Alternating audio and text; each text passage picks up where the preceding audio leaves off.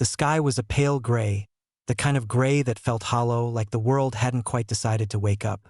Malik stood at the edge of the cemetery, his breath curling into the cold air in faint, trembling clouds.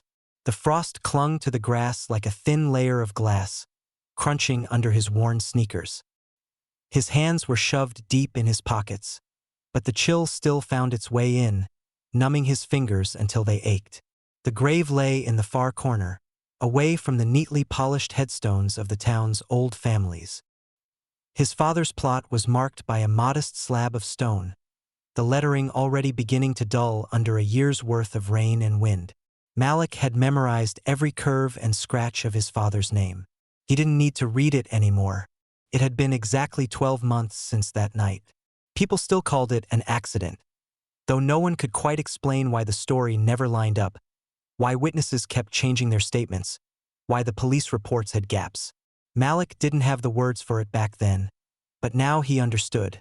His father's skin had made the truth inconvenient. He knelt, brushing frost from the stone. His voice was barely more than a whisper. "Morning, Dad," he said. "I brought you something." From his pocket, he pulled a folded piece of paper. It was a school drawing, a lopsided house with a bright sun above it, colored in with crayons. Malik placed it against the headstone, weighing it down with a small stone so the wind wouldn't take it. "It's supposed to be us," he murmured. "I put you in the middle. I kept your smile big." The cemetery was silent except for the faint creak of the bare trees in the wind. The stillness pressed down on him, heavy, as though the whole town was holding its breath. Malik thought of how his father used to bring him here, not to visit graves but to tell stories, about the people buried here, about how they lived, who they loved. Back then, it had seemed like just another quiet place. Now it was the only place where Malik could speak freely without being interrupted. The cold sank deeper into him, making his chest tighten. He pressed his forehead against the stone. "They still talk about you," he said softly, "but they don't tell it right." His words disappeared into the air, swallowed by the vast gray morning. For a moment, he let himself believe he was truly alone here. The world felt small, the only sound his own breathing, until it wasn't. Somewhere behind him, faint but distinct, came the sound of footsteps crunching on frozen grass. Steady, unhurried, the kind of steps you take when you don't want to startle someone, but don't want to hide either.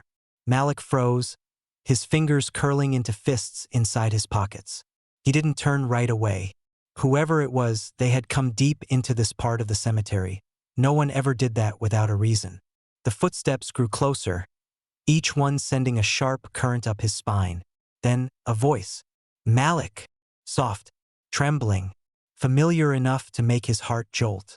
He turned slowly, the cold air catching in his throat. Through the mist of his own breath, a figure emerged from between the graves, bundled in a heavy coat, gray scarf wound tightly, eyes that seemed to carry years of something unspoken. The sight of her pulled loose a memory. Warm cornbread, summer afternoons, his father's laughter drifting across a porch. "Miss Evelyn?" he said. His voice caught between surprise and confusion. She gave a faint nod, her breath rising in quick, visible puffs. Her eyes flicked to the headstone, then back to him, and something in her expression tightened. "I need to tell you something," she said quietly, as though the cemetery itself might be listening. And in that moment, the cold seemed to deepen. Not from the frost, but from the weight of what was coming next. Miss Evelyn stood still for a moment, her gloved hands clasped in front of her, as if she were holding something fragile. The wind tugged at the loose strands of gray hair escaping from her knit cap, and Malik noticed how her eyes kept darting toward the road, as though she wanted to make sure no one else had followed her here. "I wasn't expecting to see you," he said, trying to sound casual, though his voice came out thin. Her gaze softened. "I could say the same, but maybe it's meant to be." They stood in silence for a few seconds, the kind of pause that feels like a warning.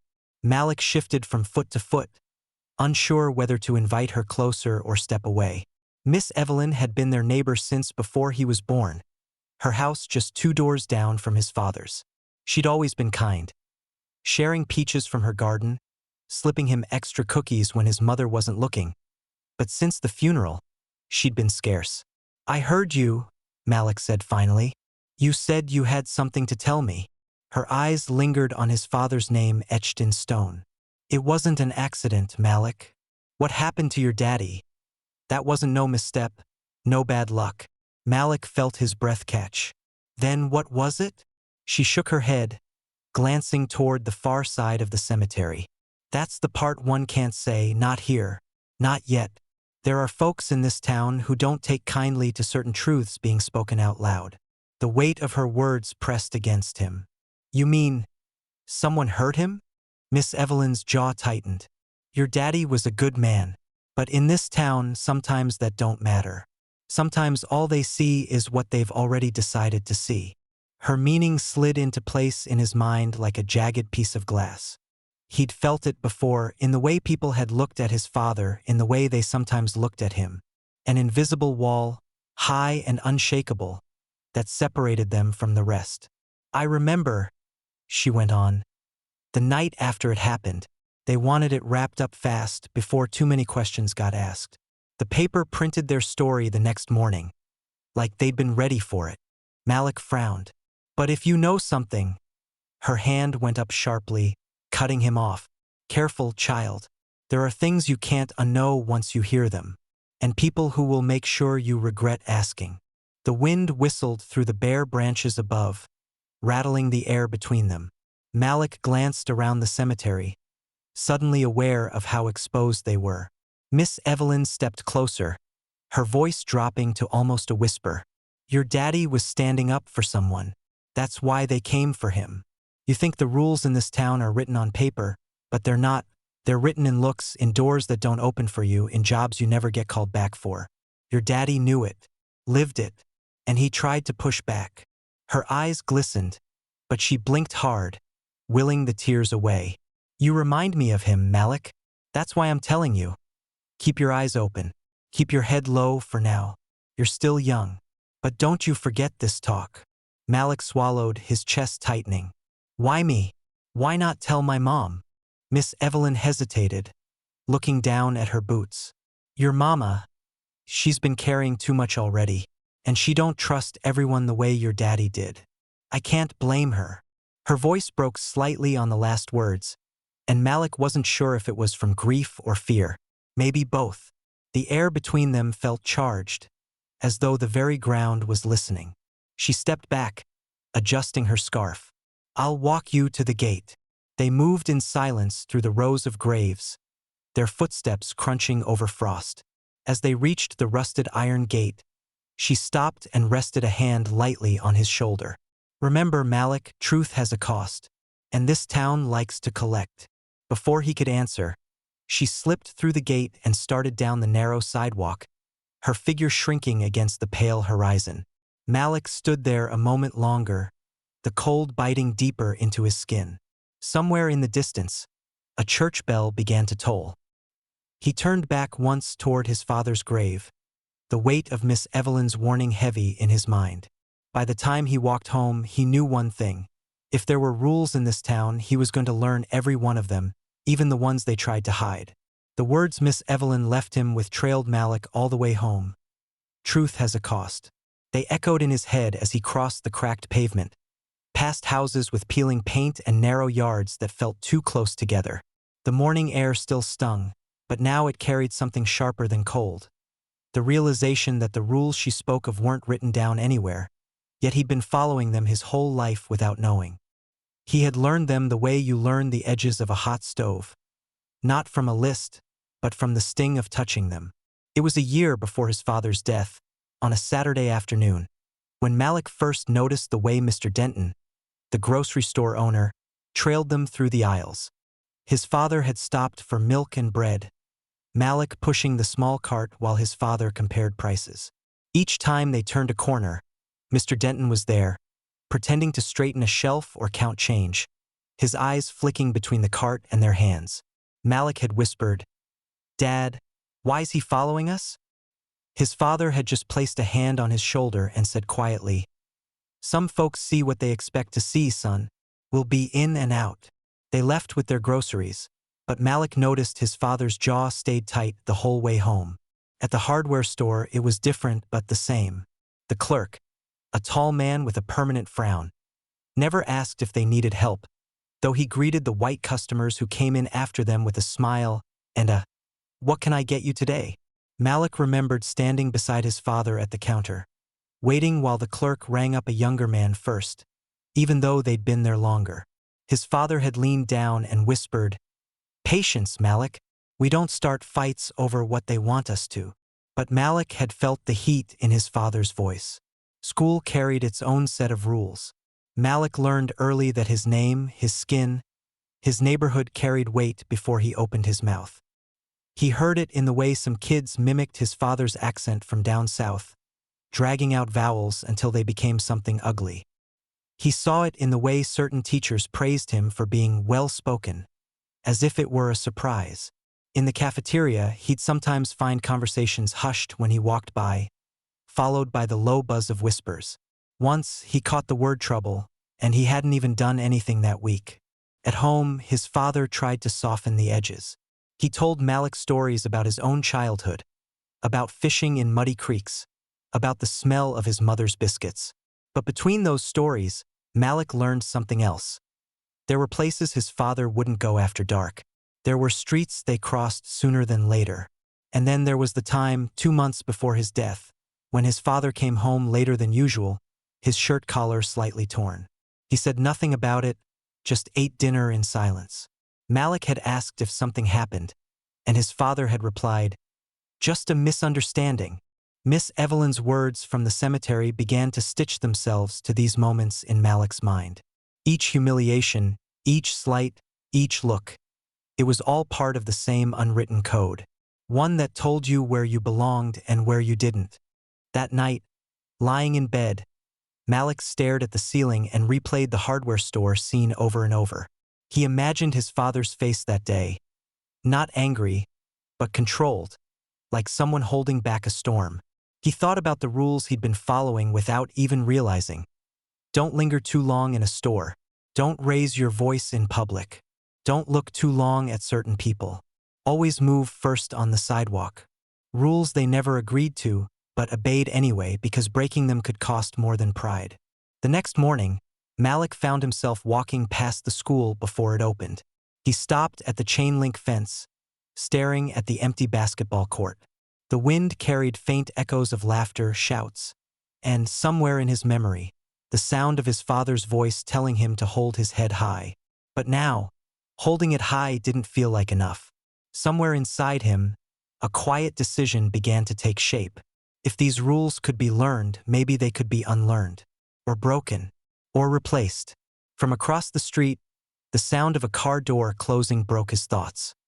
He turned and saw a familiar figure, Mr. Harris, his history teacher, walking toward the school with a stack of books in his arms. Mr. Harris glanced up, noticed him, and gave a small nod, almost as if he'd been expecting to see Malik there. "Morning," the teacher called, and with that single word, Malik sensed that his next lesson wasn't going to be in a classroom at all.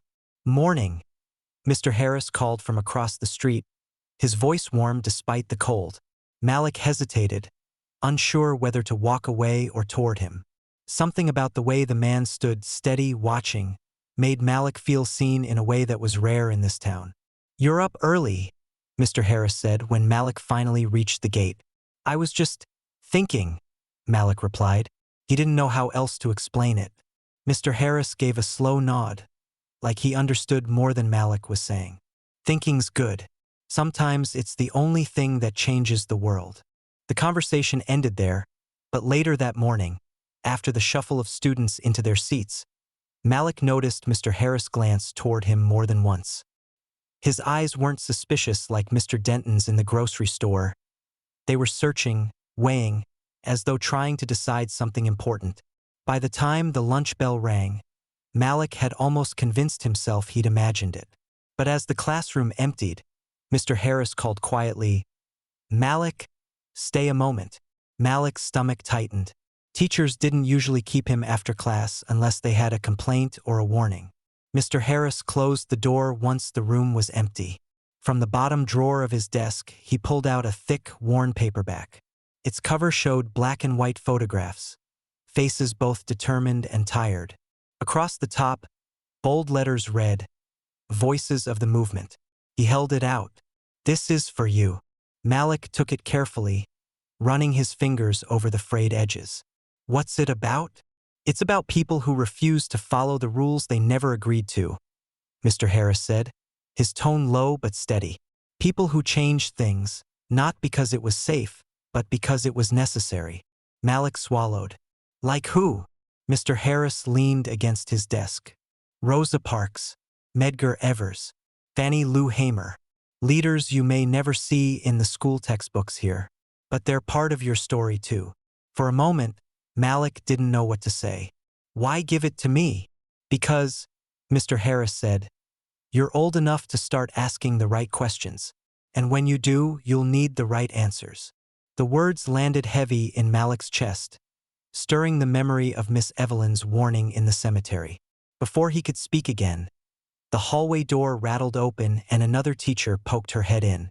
"Staff meeting in 5 Harris." He gave a quick nod.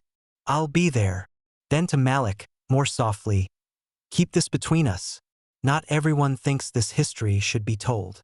The next day, Malik walked into history class expecting nothing unusual. But midway through the lesson, a knock came at the door.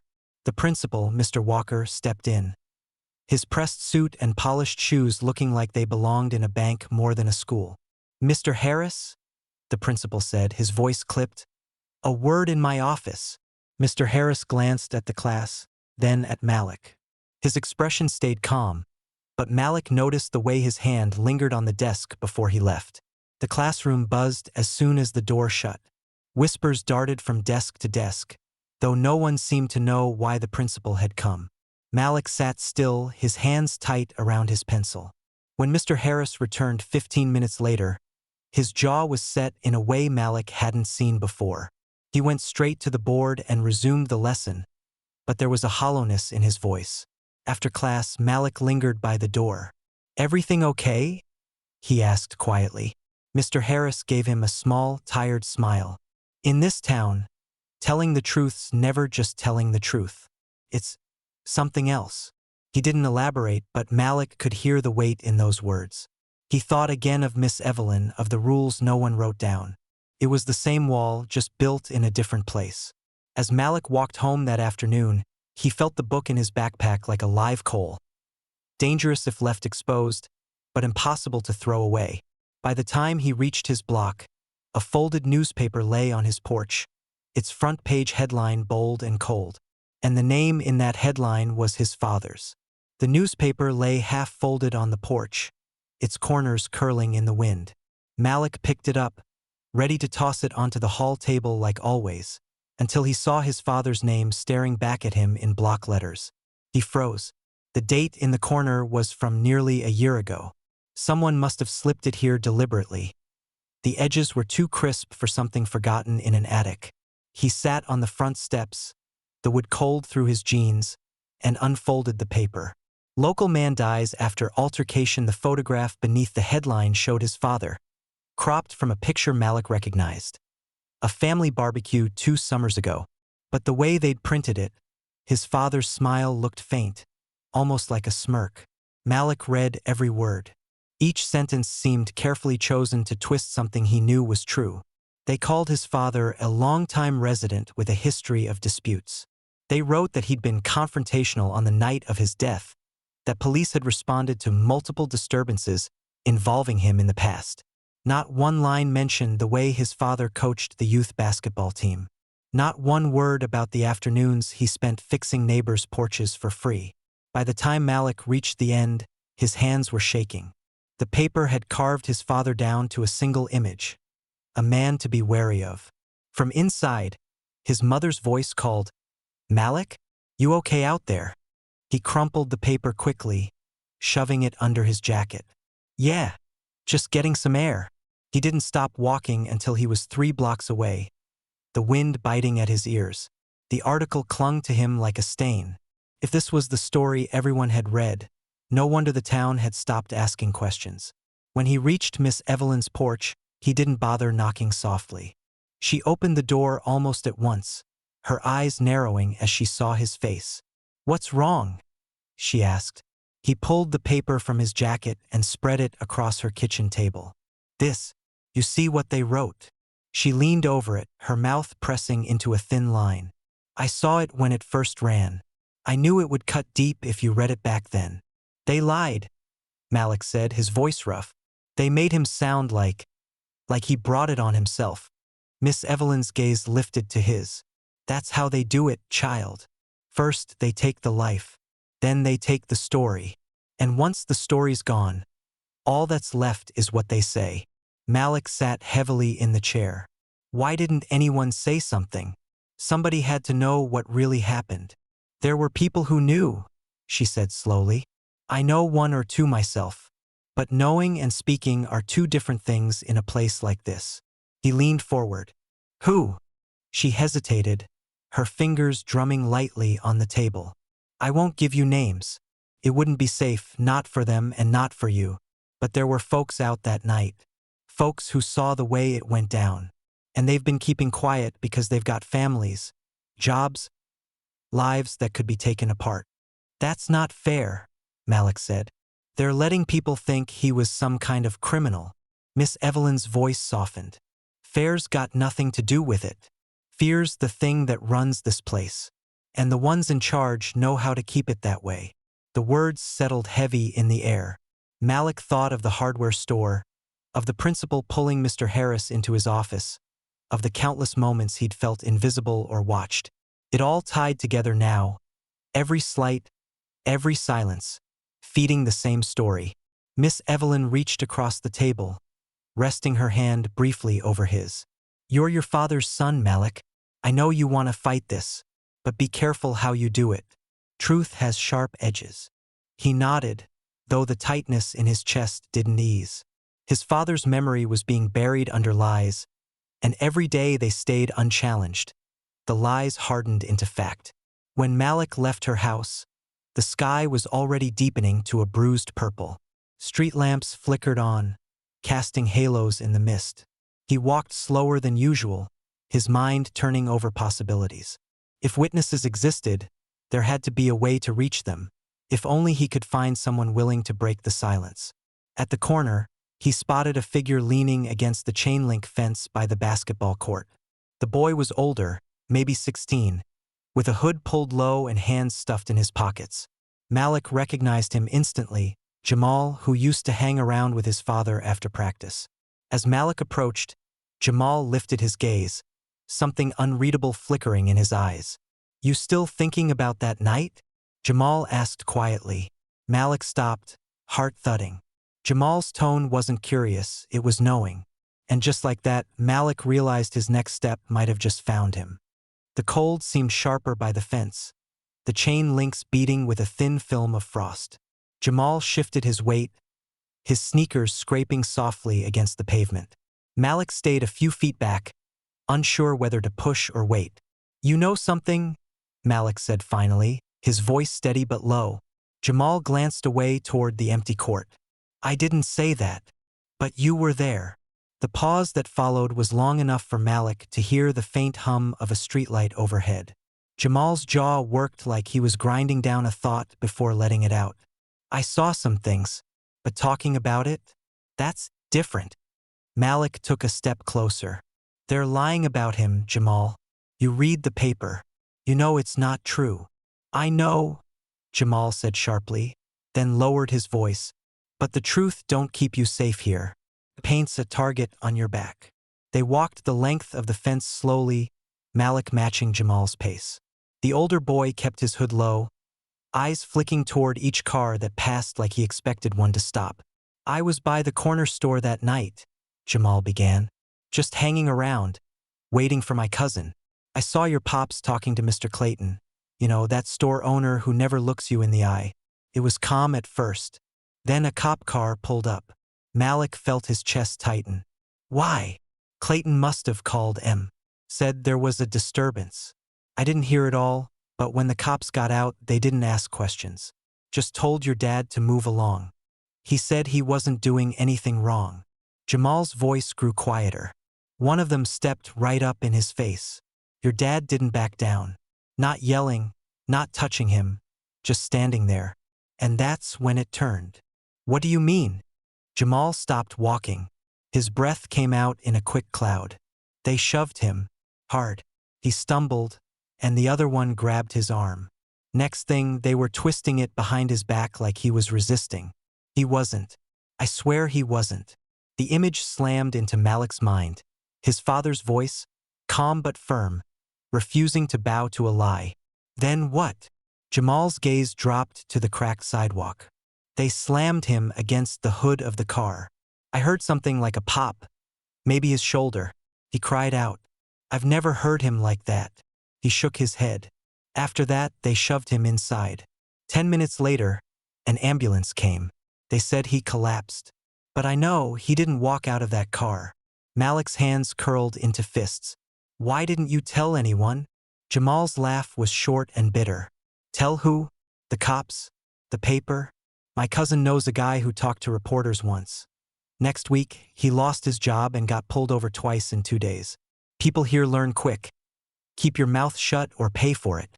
The truth sat between them like something fragile and dangerous. Malik wanted to press for more details, but he could see the tension in Jamal's shoulders, the way his eyes kept scanning the street. I'm telling you 'cause I respected your dad, Jamal said finally. But I can't have my name in it. You understand? Malik nodded slowly. He did understand too well. This wasn't just about courage. It was about survival. And survival in this town meant playing by rules you didn't write. They reached the end of the block, where the streetlight cast a pale circle on the pavement. Jamal stopped there, hands deep in his pockets. Be careful, Malik. You start pushing too hard, they'll come for you too. Malik's voice was quiet. They already took my dad. What else can they take? Jamal didn't answer, just pulled his hood lower and walked away, disappearing into the dark. Malik stood under the streetlight a moment longer, the night pressing in around him. He had pieces now, painful, jagged pieces, but no way to put them together without risking everything. As he turned toward home, a flicker of movement caught his eye, a flyer taped to a lamppost. In bold letters, Community Vigil this Sunday, Justice for All. The words lodged in his mind. If no one else would tell the truth, maybe there was another way to make it heard. The flyer on the lamppost clung stubbornly against the wind, its edges flapping like it wanted to be heard. Malik stood staring at it until the cold seeped through his shoes. Community Vigil this Sunday, Justice for All. The words didn't name his father, but they didn't have to. In a place where names could get you in trouble, this was as close as anyone came to saying the truth out loud. That night, he brought it to Miss Evelyn. She studied the paper for a long moment before setting it down. They won't like it, she said. They didn't need a name either. Malik knew who she meant. The police, the town council, the people who whispered but never stood in the open. I don't care, Malik said.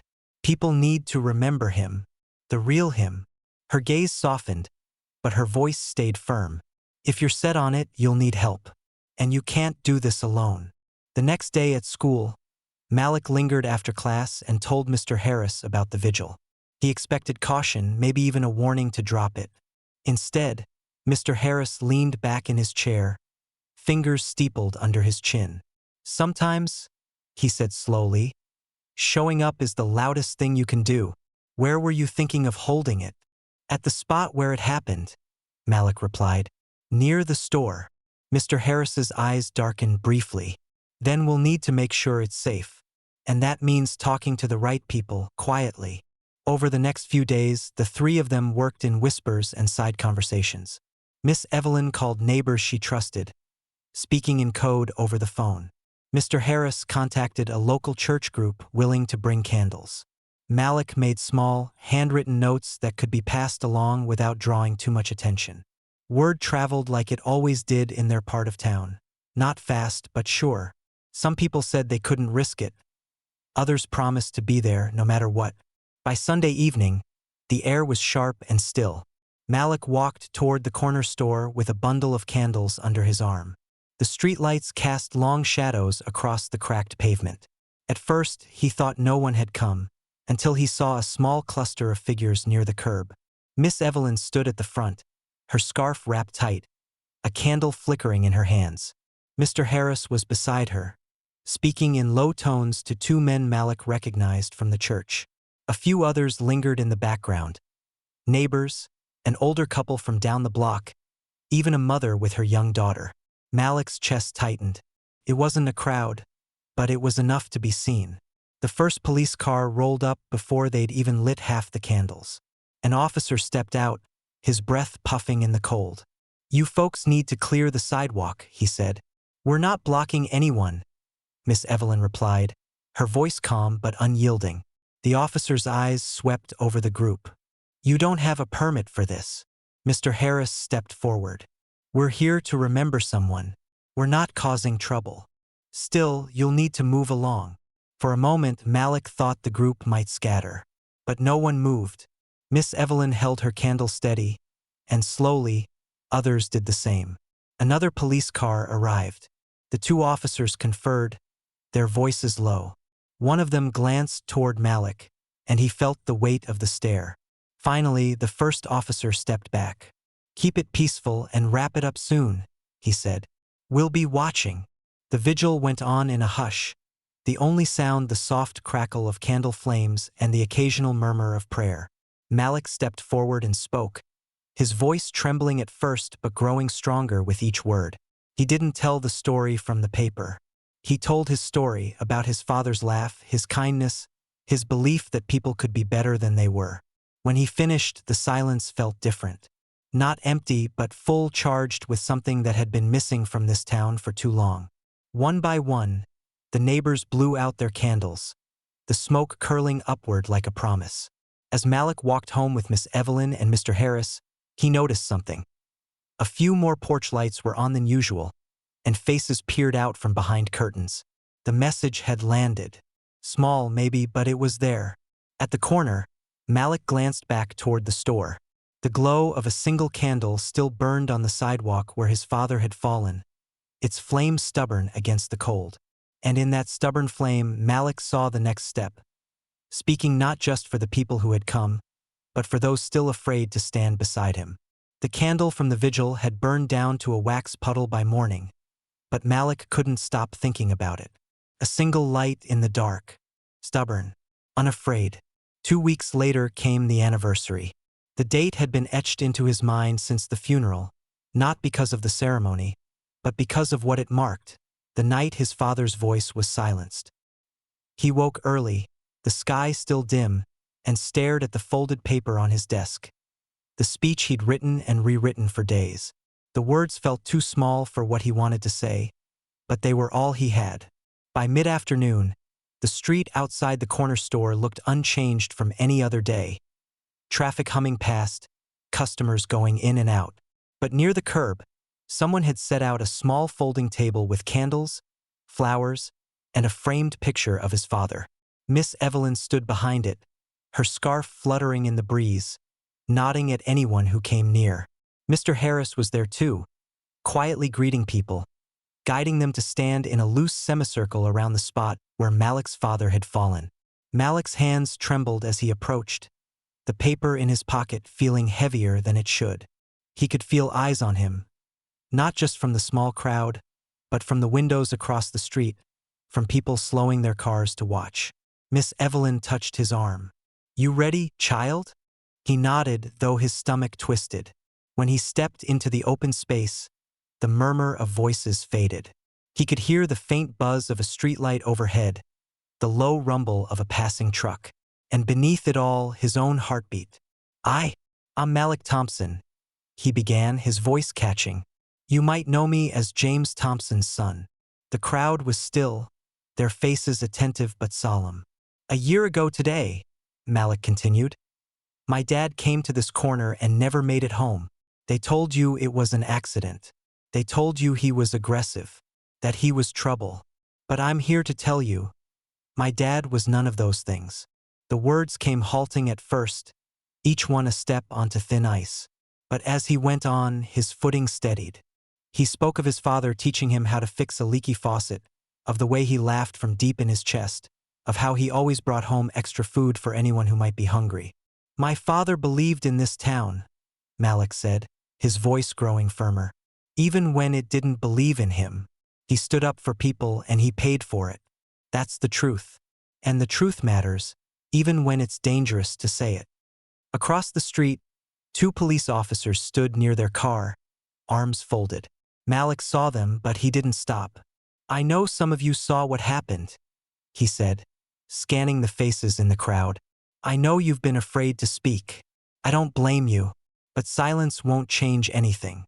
It only lets the lies grow." He took a breath. "Today isn't just about my dad. It's about every person who's been told to stay quiet. About everyone who's been judged before they've been heard. I can't make the fear go away, but I can promise you, you're not alone anymore." Something shifted then. From the edge of the crowd, a man Malik didn't recognize stepped forward, placing a single white rose on the table. Behind him, a young woman did the same. Soon others followed, neighbors, friends, and people Malik had only seen in passing. Even a few who had kept their distance after the funeral now moved closer, their eyes meeting his for the first time in months. The semicircle swelled, the air charged with a quiet resolve. By the time Malik finished, the daylight had begun to fade. The candles on the table flickered in the wind, each flame reflecting in the glass frame of his father's photo. Miss Evelyn embraced him, whispering, "Your daddy would be proud." Mr. Harris clasped his shoulder.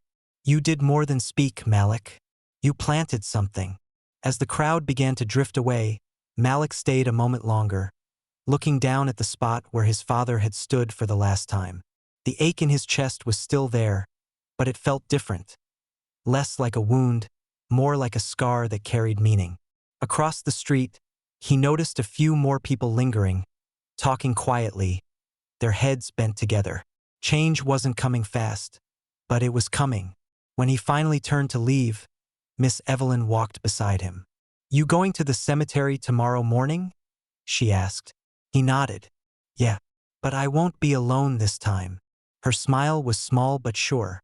"No, you won't." And as they made their way down the quiet street, Malik realized she was right. The fight for his father's truth had only just begun. But now it was no longer his fight alone. The sky was just beginning to lighten when Malik stepped onto the familiar dirt path that wound through the cemetery. The grass crunched under his shoes, damp with frost, and the air carried that sharp stillness that only comes before the sun fully rises. He'd walked this path alone so many times over the past year, each step heavy, each visit a private burden. But this morning, the footsteps behind him reminded him that the weight no longer rested on his shoulders alone. Miss Evelyn walked at his left, her scarf tucked neatly into her coat, her candle from the Vigil clutched like a talisman. Mr. Harris kept pace on his right, carrying a small stack of fresh flowers. A few steps behind came Jamal, his hood down this time, hands shoved in his pockets but eyes clear. And there were others, neighbors who had stood at the vigil, strangers who had lingered after his speech the day before. Their breaths rose in the cold, mingling with his. When they reached his father's grave, Malik stopped. The stone was the same, its edges worn from weather, but it felt different in the morning light. It no longer looked like the edge of something, but a beginning. He knelt, brushing away the thin frost clinging to the letters of his father's name. His fingers didn't shake this time. "Morning, Dad," he said softly. "Brought some people with me today." Miss Evelyn stepped forward first, placing her candle at the base of the stone. The tiny flame danced in the pale dawn. "James," she murmured, "we're still here." Mr. Harris laid the flowers beside the candle. "Your boy spoke yesterday," he said, his voice steady. "You'd be proud." Jamal hesitated, then crouched down. "I should have said something sooner," he admitted, his voice barely above a whisper. "But I'm saying it now. You didn't deserve what happened. And I saw it." Malik looked at him, and Jamal gave a small, firm nod. The group stood together in a quiet ring around the grave. There was no speech this time, no need for one. The silence felt full, not empty. Woven with shared grief, respect, and something else that Malik hadn't felt in this place before: solidarity. A few more people arrived as the sun began to edge over the trees. One woman, whom Malik recognized from the far end of his street, placed a folded note on the stone. Another man stepped forward with a small wreath of cedar branches, the smell fresh in the cold air. Malik realized then that his father's memory was no longer being held only in his own heart. It lived here, in these people, in this shared space. The sun finally broke through, spilling gold over the frost and catching the edges of the headstone. Malik stepped back and looked at the faces around him. "Thank you," he said simply, "for coming." Miss Evelyn smiled faintly. "This is just the start, Malik. Don't forget that." He nodded.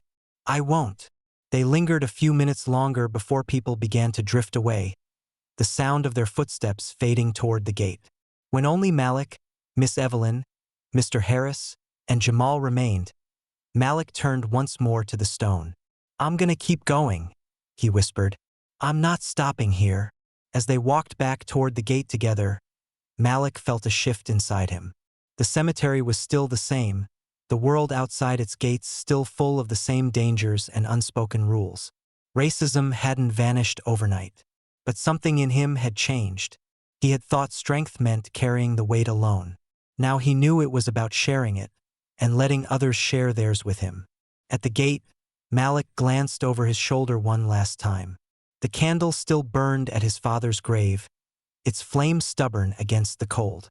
For the first time in a year, he walked away without feeling like he was leaving his father behind.